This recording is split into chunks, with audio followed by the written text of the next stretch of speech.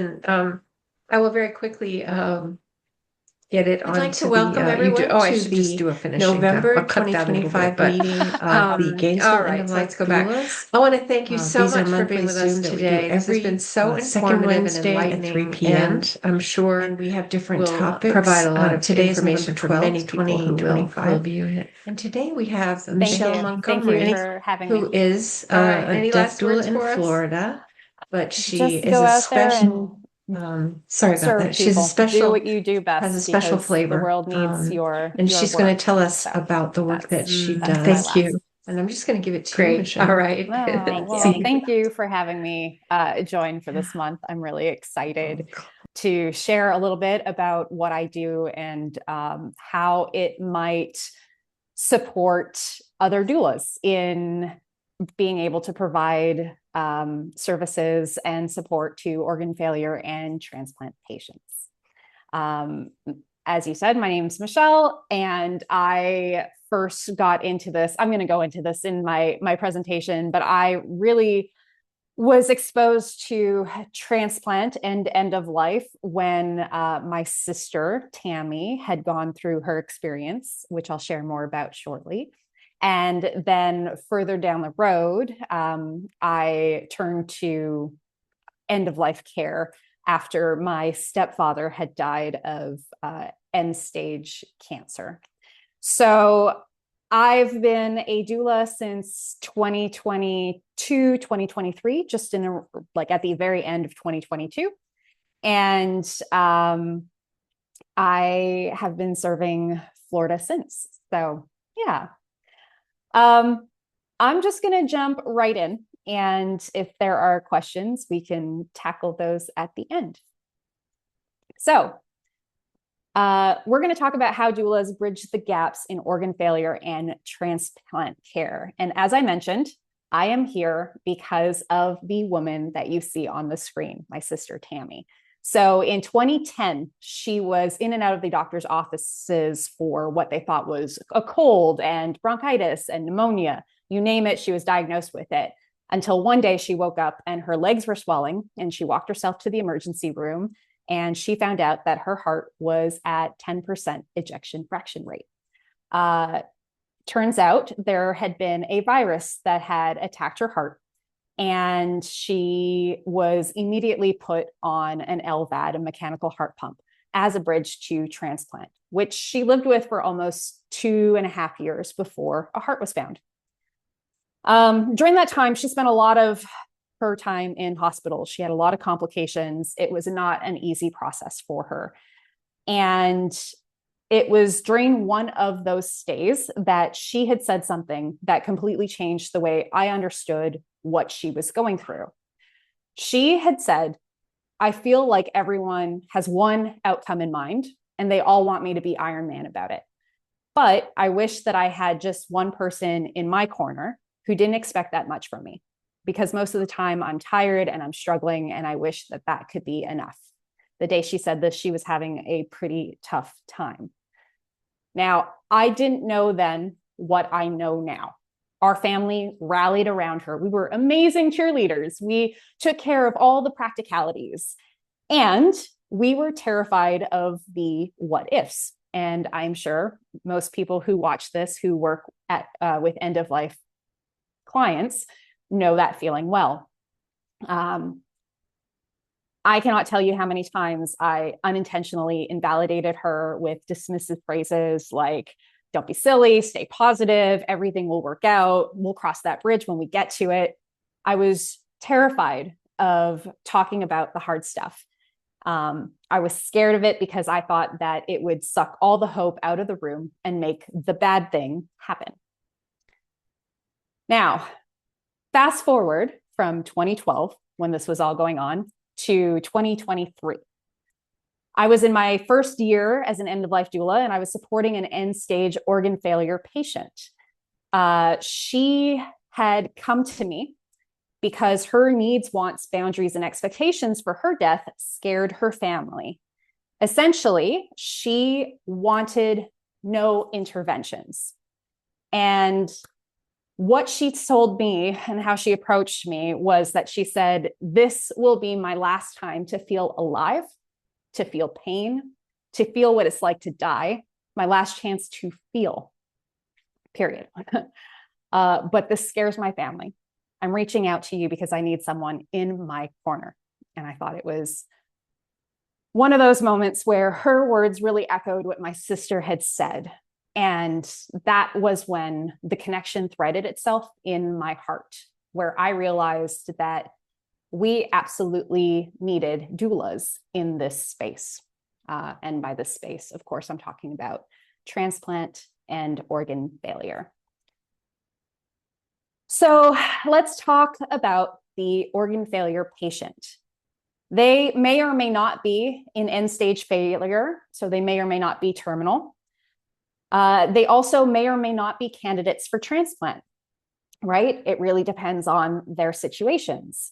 But like a terminal patient, they are faced with navigating this intense new reality of a part of them that is failing. Now, they may have an immediate care circle, just like our terminal clients. And some of those people on the care circle may need more support than the patient themselves. And some of us probably have worked with those kinds of caregivers. Some of them do not stick around, and we are not going to be talking about those people today. However, it's something to be aware of, and I just like my little animation. But we do have the transplant team as well, right? They are fully dedicated to a specific agenda with a timeline to follow and check boxes to mark off, all in the name of a successful transplant, which they should be. Nobody wants a team that isn't, right? So this care circle and the transplant team all come together with their eyes and their hearts set on one positive outcome. The patient is in an arena, if you will, and everyone around them is in this constant motion of rallying and battle cries and encouragement and support. As I mentioned, they're all committed to one outcome. They've really formed this protective phalanx around the patient for this outcome, which is success. And that is what they should be focused on. It is what they need it to be, of course. But that also means that the what ifs, the fearless inventory of possibilities, the real effort of digging into questions and concerns, the discussion of end-of-life matters, for example, doesn't really have any room to breathe. There's no time or space or attention dedicated to it. So enter stage left, the doula. The doula breaks away from that protective rah-rah phalanx, right? And turns to face the patient. They don't look away even when it gets hard. The doula is there to stand beside them and to listen, to trust them, to support their leadership in their experience, and remind them that they can still trust themselves. And in the world of healthcare, especially with transplant, where the involvement of the medical team is so high, there is a big need for them to stay connected to their needs, wants, boundaries, and expectations, and advocate for that. It's very easy to get swept up in the current of the medical world, and for transplant patients especially, and organ failure patients, they can sometimes be, caught in that, and they don't really speak up and share their expectations. So that's where the doula comes in. Now, Tammy went in for her transplant on May 4th, 2012. And I took this selfie as she was being wheeled off, to her surgery. This is the last picture that we took of her. Barely 48 hours later, on May 6th, she died because of complications that came up during the surgery. She never woke up from it. And as I said previously, I really wish I had known then what I know now. So I am willing to bet my lunch money that you who are listening to this felt called to become a death doula because you felt that there was something missing in the healthcare and death care system. There are gaps in these systems. Those gaps do exist along the transplant care continuum. But the primary care circle may not be fully aware of it, or even really have the capacity to help navigate in a supportive and non-judgmental way. And the medical team, the transplant team, faces very realistic constraints in addressing what those gaps are for extremely valid reasons. But research that has been done, and I will remember to send those links to Shanti to share, that research has addressed the fact that these gaps have the potential to significantly enhance patient outcomes and the overall quality of life during the transplant journey. So if we addressed them, it would look really different. And I believe that doulas can have an impact on this in a very positive way, making them a valuable part of the transplant team. And when I presented the idea of transplant doulas to the International Transplant Nurses Society symposium in Dallas 2 years ago, they were incredibly excited. And since then, any teams that I've talked to are ready to eat this up, but we'll talk about that in a few moments. So in order to understand how, let's first talk about the gaps that actually exist along the universal care continuums.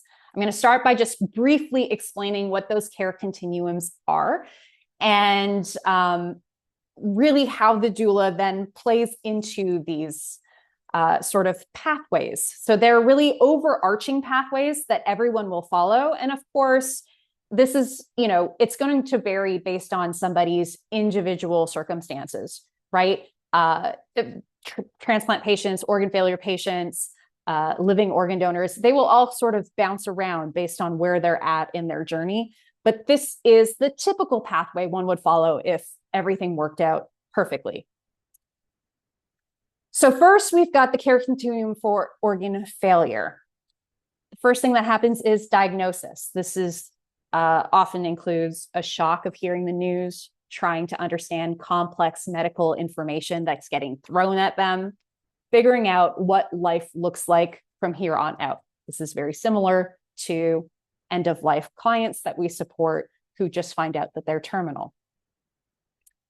Then there is disease management. So once they find out that they're in organ failure, it doesn't necessarily mean that they're terminal. It just means that there is something very wrong going on with an organ. And now they need to learn how to live with new physical limits and symptoms. They are adjusting to endless appointments and routines and checkups and follow-ups. They're also managing stress and strain. There's a lot of shifting of relationships that might happen. So there's definitely the front end disease side, and then there is the emotional impact that it has on their day-to-day life. There's also consideration for transplant, weighing the risks and what's possible. Are they a candidate for transplant? Are they not a candidate for transplant? Finding that out is a big piece of the pie. Making big decisions with no guarantees on the outcome. Balancing hope with the fear of what might go wrong. There's, it's an emotional toll to kind of decide that you're going to move forward with transplant. Remember, transplant is not a cure. It's just another treatment option. But it has a lot of implications. And then there's end-of-life care. So when they are not a candidate for transplant and they end up moving into end-stage organ failure, focusing on comfort and quality of life, having honest, uncomfortable conversations, making arrangements. I'm speaking to people who know the drill. Next, care continuum, say that 5 times fast, is the organ transplant care continuum. So this obviously starts with pre-transplant, going through that intense evaluation process to determine if they're a candidate, riding the mix of hope and anxiety, preparing for this big lifestyle change ahead, and also preparing for that uncertainty, because you don't know how long you're going to have to wait. You don't know if there are going to be complications, if your health is going to go up and down. If you are accepted on the transplant list, you then go into that phase of waiting for a transplant. This is unpredictable. It can be years, it could be weeks, it could be months, it could be days. Nobody knows. You're trying to stay as healthy as possible and follow every rule that's been established in the care plan, medication, basically medication adherence, and making sure that you are doing everything possible to stay on the transplant list, managing the emotional ups and downs of waiting, managing the symptoms. Then hopefully the call comes in and there's transplant. So at this point, we're facing the rush of emotions when the call comes in. We're getting through surgery and that early recovery stage, watching closely for signs of rejection and high stakes. And then there's post-transplant life. This is the new normal, right? They're juggling meds and constant follow-ups. It is a regular part of their day-to-day life, especially for that first year, adjusting to a new body part and new physical limits. I think it was Jean in the last meeting that shared how there was no established ritual for acknowledging that you had received a new organ, sort of like how they ring that bell at the end of chemo treatments. So the adjustment of this huge life-changing thing is not always acknowledged.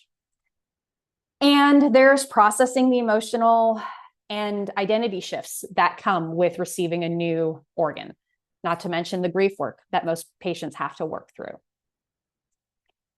Living organ donation. So that care continuum is actually very similar to organ transplant. The decision to donate might be active, where it is altruistic, it's undirected, which means it's going to go to the first person on the list. The person has decided that this is what they want to do and kind of navigates that piece of it with family, etc. Excuse me, my phone just buzzed. It might also be reactive, where they're choosing to donate for someone that they know, so a directed donation. And that comes with its own considerations and challenges and relationship impacts. The person also needs to go through evaluation, which is as rigorous as if you were a transplant patient, to make sure that you can donate. And if you can't donate, what implications will that have on you, the person interested? Pre-surgery preparation, staying healthy, doing all the things that you're supposed to do. And then, of course, post-transplant, deciding to donate also has big implications on the person who is donating. So all of those things need to be considered. Then we've got deceased organ donation. And this is another aspect of what I'm talking about today that is often overlooked as a service option or an offering for end-of-life doulas. You do have the ability to create an offering and show up in this regard for families who are navigating this. Granted, most of the time it is unanticipated and it's a phone call from a family saying, I need support right now for this because we're in this right now. That sometimes doesn't match up with a doula's availability, but it certainly is an option. In this care continuum, we're talking about guiding a family through emotionally charged decisions about donation, ensuring that those choices reflect the donor's wishes, tracking down what those wishes are, etc. We are often bridging the communication between medical teams and the organ donation representative who may be in touch with the family as well as the family, so that consent and the preparation all align with intentions, even though in that situation, it is very much a fast, high pressure timeline. A doula who's involved in this particular continuum can really help slow the process down. We also are in a position to help create meaning and honor the donor's legacy through personal rituals, obviously memorials and remembrance practices afterwards, but also in the moment before they pull the plug, supporting the family and making that feel meaningful. And then, of course, after death support to the families, helping them navigate grief, understanding the complex emotions that come with organ donation. Of course, we're dealing with death and the gift of life, and there is a balance there. You're able to provide them with compassion and clarity, education, etc. As I mentioned, the continuum isn't always linear for a patient. It's going to just depend on their illness, on their needs, all of the things. But transplant doulas, as well as end-of-life doulas in certain situations, can really plug into anywhere along that continuum. Now, let's talk about those gaps, the gaps that have been identified in research. We have emotional support gaps. These gaps are often related to constant change that they're facing and complications. Patients experience intense and mixed emotions. They feel unheard by the system. That's something that was really reflected many, many times over. And they receive little help in building coping skills for this new normal that they're navigating. Now, there is a huge team that has social workers and a coordinator, and the resources are there. But the patient is often left to their own devices to try to find those resources. And the time constraints that their team is facing doesn't necessarily allow for the team to have insight into what's actually going on and what's needed. So they're kind of left on their own, which plays into the next group of gaps that were identified, which is social support and isolation. After transplant, or when an organ is failing, they have to navigate relationship dynamics that are shifting. It can be really difficult for, say, a parent to navigate this when a child now has to step in as a caregiver. Social circles shrink from stigma and fear. There is a lot of fear around contracting infections, and so they can feel very isolated in their experience. Few people can truly understand the process. And this is where my work as a transplant doula really started, of understanding what the process was to better figure out how to show up and address some of these gaps, which we'll talk about. And fear of infection, I already mentioned that. I skipped ahead. All right. Other gaps, interdisciplinary team gaps. Huge, huge administration burden. They have constrained time. They have large caseloads. They're following a structured care pathway. So they are ticking those boxes and they go from one to the other to the other. They don't get to see, as I said, outside that pathway. There's domestic context blind spots. They don't know what's happening in the house on a day-to-day basis. They're not really calling and checking in every day saying, hey, how's it going? And taking the time to listen. And I just have to say, that's no shade towards the team. They are doing the best they can with what they have. They are needed and we appreciate them. And then we have self-management and education. So overwhelmed by the complex care plans, learning how to stick to their medication adherence, inconsistent education and follow-up. This is something that was mentioned over and over again in the research. They get this new organ and then they sort of are just released into the wild, and they, have to do the legwork to figure out what this means for their particular lifestyles. It is hard to fit those medical routines into day-to-day life. It is an adjustment.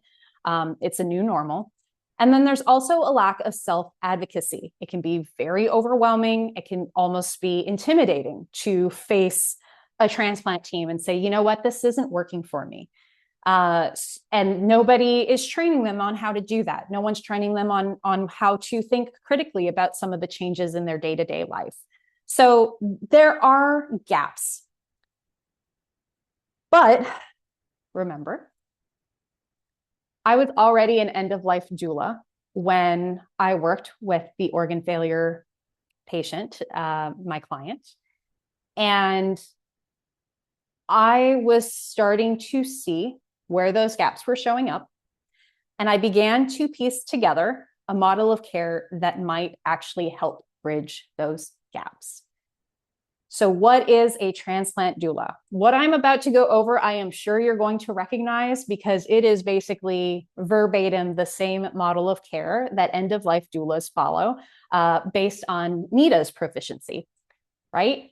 So a transplant doula and a death doula. This is a good review for everybody.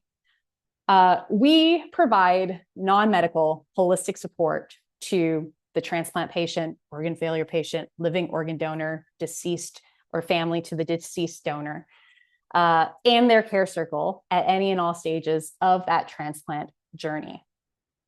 The key, obviously, is that it is non-medical support, right?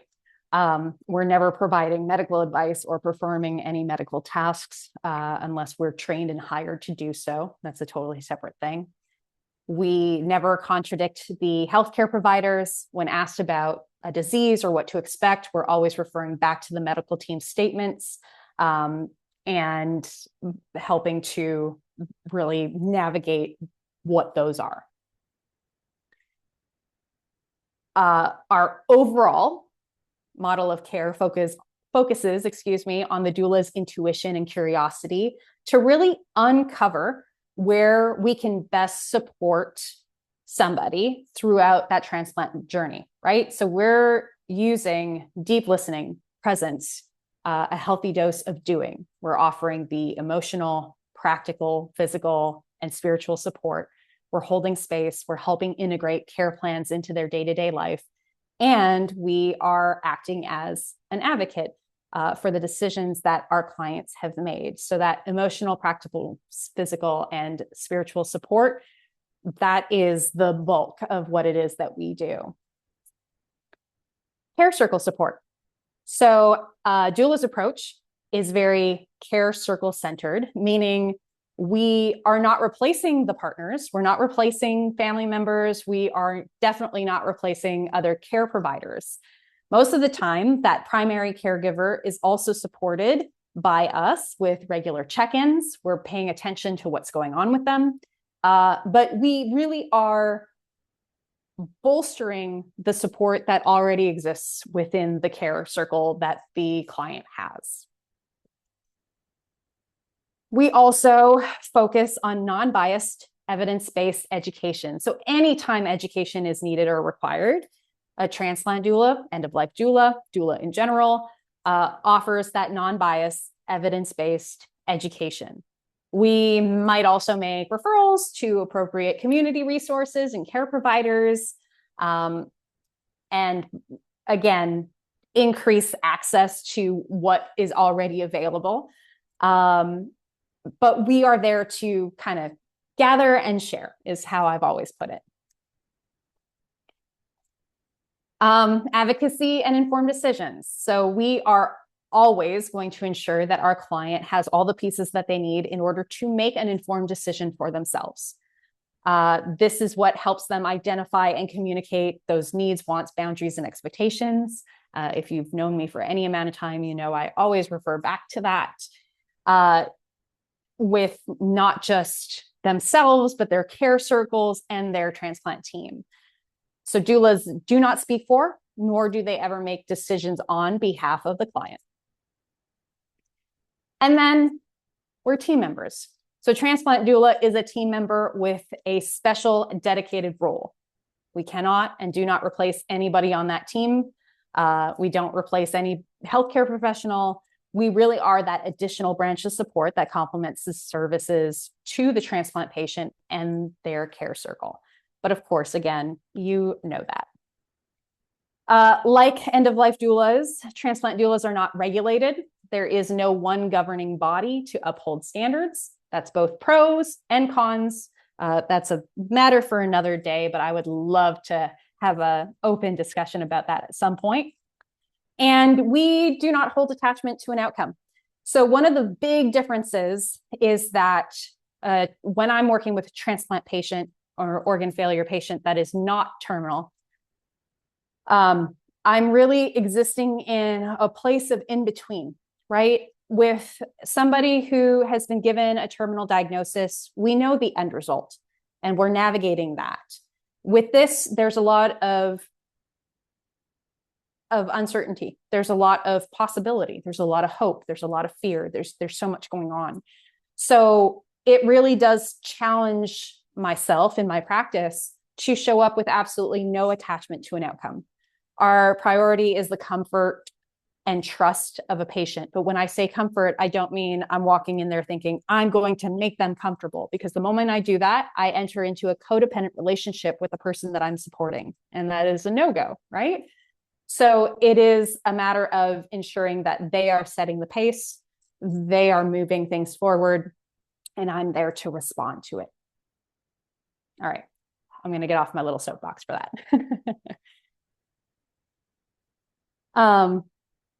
So really, when it comes down to it, as far as organ failure, as well as transplant to some degree, you already have everything that you need to support them as an end-of-life doula. So I want to talk about how you might begin to support organ failure patients specifically right now within your practice. Because of course, my background, I didn't share this, but my background is in business strategy and marketing. I worked as a marketing strategist and marketing director for almost 12 years in the outdoor tourism sector. And so I come with that mindset of, yeah, this is all fine and well, but if I'm trying to make money as a full-time doula, how does this apply to my business? So I did want to speak to that. The first is lean into organ failure as an offer. There are so many people living with organ failure, and they are falling through the cracks, because they aren't sick enough for hospice. They're not terminal, but they are living with constant stress, pain, struggle, etc. So you really can expand your practice, by engaging with organ failure patients as a steady non-clinical support option, basically, through the uncertainty of their long-term illness. You don't have to change your title or your training. You can just start showing up and making a difference for them. And this really comes into, using that language, engaging with the idea of organ failure, sharing posts about organ failure and how that might bring up a need for end-of-life planning or legacy making, etc. Start talking about it. Next, your end-of-life planning. You already do it. With organ failure patients, even if they aren't terminal, you're able to show up and support them in naming their values, their wishes, and fears. You might also see an invitation to begin that legacy work or closure work, death work, whatever the case might be. There is certainly, it's one of those things that is not talked about, because if they're in organ failure, the hope is that they will get on the transplant list at some point, or their organ failure may not be so excessive. So maybe they have a lower functioning kidney and they're going to dialysis on a regular basis, but they are not thinking about or want to do a transplant. End-of-life planning is on their mind and nobody's talking about it with them, I guarantee you. I shouldn't say that. That was a blanket statement. You know what I mean. It's a place where you can show up in a really supportive role.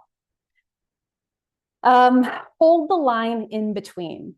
So this is more of a suggestion, but really show up in the long space between stability and crisis, between hope and decline. You're not there to fix at all. There's nothing to fix. You're just there to provide your presence. And that presence becomes the continuity that the patients rarely have throughout the process. As I mentioned, being able to start leaning into the comfort with being uncomfortable, not having the answers, not quite knowing where this is going to go. It is a practice for doulas, especially doulas who have only worked with end-of-life clients.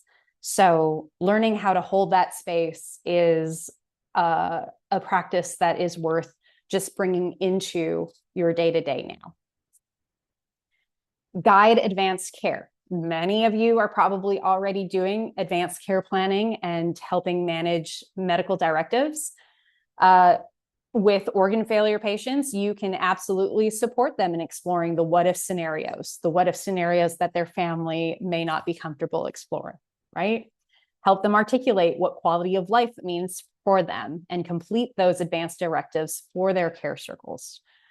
I can't tell you how many times I have come in and started to work with somebody to find out that they only know the top level medical care directives that are available.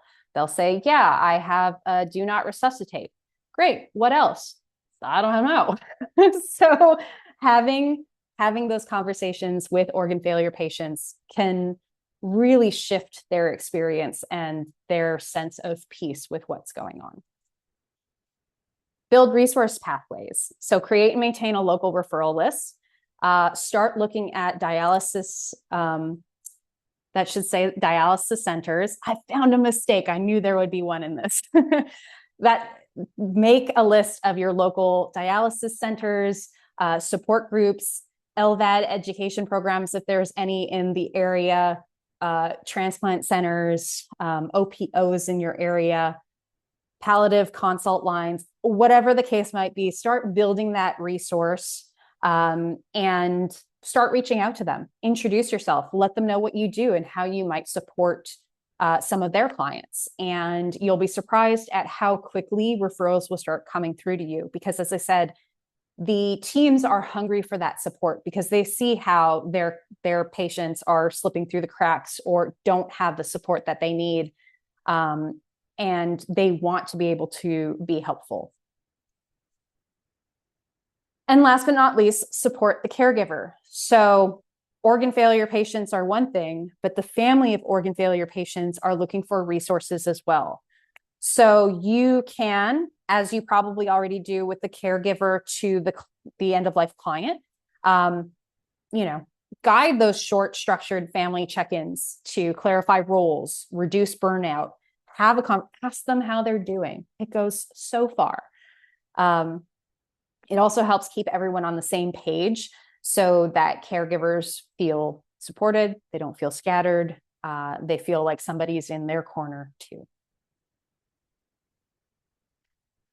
And of course, if you're interested, you can become a transplant doula because I did start the Transplant Doula Training and Network in order to get more transplant doulas out there. My goal is that every single transplant patient, organ failure patient, living organ donor, or the family of somebody who wants to be an organ donor at the time of death have access to this level of support. And I'm working to bring those programs into transplant centers at this moment. So why become a transplant doula? First, it does broaden your client base. Very few end-of-life doulas actively engage with organ failure patients. I ran a survey in 2023 when I started piecing all this together. And I had asked, have you actively reached out to organ failure patients specifically? And I think the number was something like 3% said, yes, I've considered it. But it's not something that's high on everybody's radar. By the same token, being a transplant doula who provides end-of-life care is more accessible to someone who's facing big health challenges, but who may not be ready to talk about matters of death and dying. It happens all the time. There is sometimes a wall that comes up when we start talking about end-of-life planning, end-of-life care, etc. Calling yourself and I always called myself a death doula. I was like, we are going to call this what it is. But when I approach people with transplant doula, the consideration stays, they seem to stay open to what it is that this is, and what the services are, etc. So it's just an extra level of access. It positions you in a growing and underserved niche. So transplant doula, the term, what this is, did not exist before I started this body of work. And transplant and organ failure is one of the most underrepresented areas of doula work, but also just one-to-one service work. So being early to adopt this specialty, if you can call it a specialty, I don't know what you want to call it, but I'll call it a specialty just to keep this easy. It does set you apart. It increases your professional value.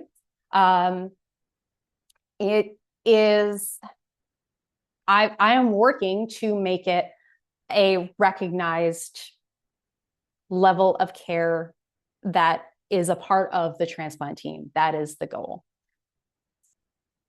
It also enhances your collaboration credibility. Like I said, the medical teams, the transplant teams are hungry for this level of support. I met with countless of them that said, you know, I have a mother whose daughter is going through a transplant. She's in organ failure.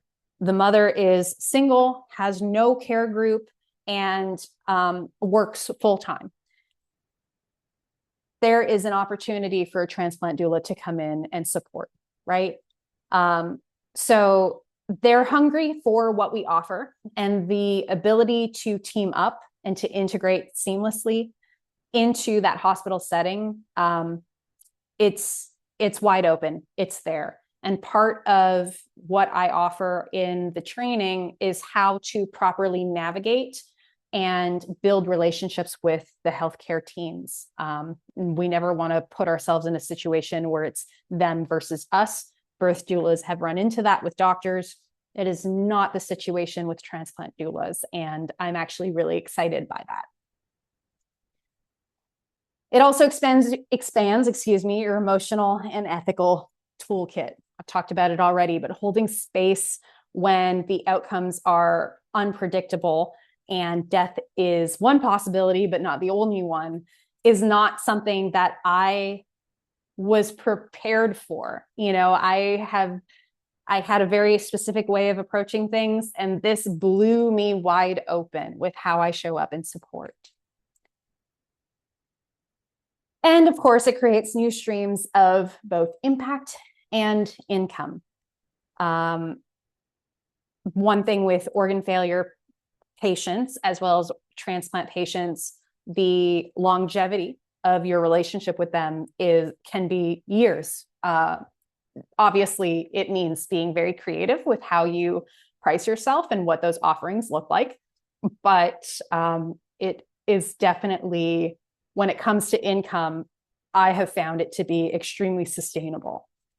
So that is something that we talk about more inside my training.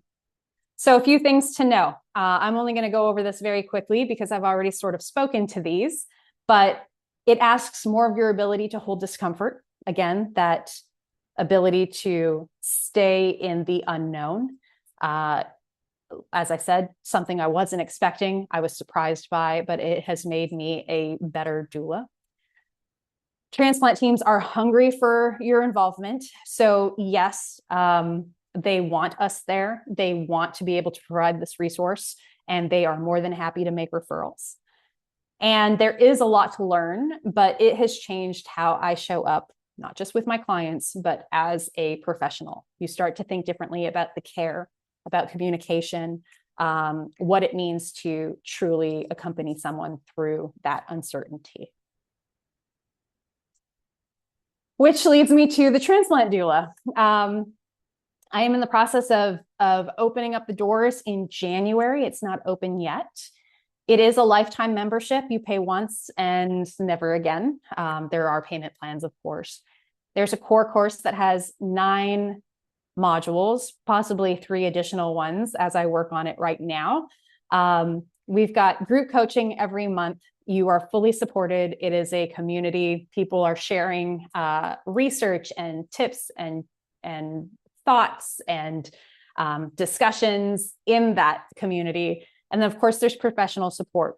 I offer a lot of branding, marketing, operational strategy, business strategy, you name it. I share a lot of that. And I also offer a lot of templates that are white labeled, so you can take them and run with it. Mostly because I want to see people be successful. The goal is to get as many transplant doulas out there as possible. I will go to the ends of the earth to make sure that whoever starts this work is successful. And this is why I was so excited that Shanti invited me today to talk about it, because even if you don't go down the road of becoming a transplant doula, being able to show up in service for organ failure patients specifically, it makes a huge difference. So thank you for listening to my TED Talk. Yay! Oh, wonderful. Thanks for taking the PowerPoint down right away so we can get together here. And yeah. wow, I'm just blown away. Right, Bonnie? Aren't we lucky to be here in this amazing presentation? Yeah, there's not a lot to say. You just provided such a complete overview. I'm really astonished at what you've put together and your passion for it. What really touched me was some of the language that you use. I don't remember exactly what, but you're very clear in how you present your ideas. And also, the thing that touched me too there was about the emotional support and making people comfortable. But what was it you said, that the minute the codependent, say that again. Yes. So the minute when we're working with our clients, and this is part of why I am so passionate about teaching how to show up and support clients, the moment we enter into a room with a client, when we immediately think, I want this to go well, or my goal for this call is that they will feel better by the end of it. I'm using really simple examples here. Or, I'm going to alleviate some of the grief that they're feeling right now. The moment we have that thought and we attach an outcome or have an agenda for what it is that we're going to do with a client, we've entered into that codependent relationship with them. And it's something I see come up often with, especially new doulas. The ones who've been doing this for a while, they understand, but new doulas are like, I want to make a good impression. Nope. It's not our job. It's not our job to impress. It's not our job to affect a feeling. It's our job to show up. We hold the mirror up, and we're there to listen and respond only, right? And we're not going to fix anything. Yeah, exactly. So it's one of those things where I always understood it, but when I started supporting people who had a lot of uncertainty around their situation, it was one of the most challenging things for me, where walking into that room, I had to really check myself and have some, emotional regulation and energetic hygiene, and just make sure that I was walking into that room absolutely ready with no agenda to best support them. Well, it's, if I may interject, because I have to leave right at 4. So, and I know we're still recording. I just want to congratulate you on your forward thinking. I think your presentation is dynamic and very convincing. So I wish you well in your endeavor. And I think it's just really encouraging to see people, I'm going to say in your age group, who are taking this entrepreneurial step to find what good they can do in the world. It's really, it's very heartwarming. Thank you. Well, I appreciate you being here, and I appreciate you listening, and your words mean a ton to me. So thank you. Yeah, and Bonnie's been around the block a few times. She's seen a few presentations. Yeah, thank you. Yeah, and so yes, I am so curious about the body of people that you have already. I know you have, and the idea that it's a lifetime membership is really brilliant because you're in and you don't, you just do it. I imagine too that people, just like when I went into being a doula and grief, was my niche, it's because I came from that place of so much grief and wanting to help people in grief. So do you find that a lot of people who have had these transplant experiences one way or another are the ones who want to be the transplant doulas? Because it comes out of your pain and you're seeing what the gaps are. Absolutely. So right now, every single member in our group is a transplant recipient. Really? Every single one. Go. Yes. So I'm the only one in the group that has not experienced this myself. But this is where, so I take a very the modules are up, but there's constant feedback on what they're thinking, how they interpret things. And I'm constantly making adjustments here and there. Their lived experience has been a huge piece of what has created this, the core course, really. But I mean, just knowing that they can come in and take the course and they're saying, this is needed. I'm so glad that this is here. People are going to find this really supportive and helpful. And they feel, all of the members are actively working as transplant doulas now. And really? Yes. And they That's are, amazing. yeah. And they are, I mean, the reactions that they've had to step into this role has been really quite something to witness.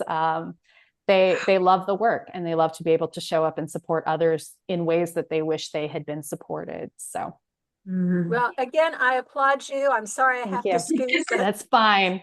Lots of people will see this if I have anything to do with it. Thank you, Bonnie. You'll forward it. Thank you. Thanks so much. I want to thank you so much for being with us today. This has been so informative and enlightening, and I'm sure will provide a lot of information for many people who will view it. So thank you. Thank you for having me. All right. Any last words for us? Just go out there and serve people. Do what you do best because the world needs your work. So that's thank you. Great. All right. Thank you. See you.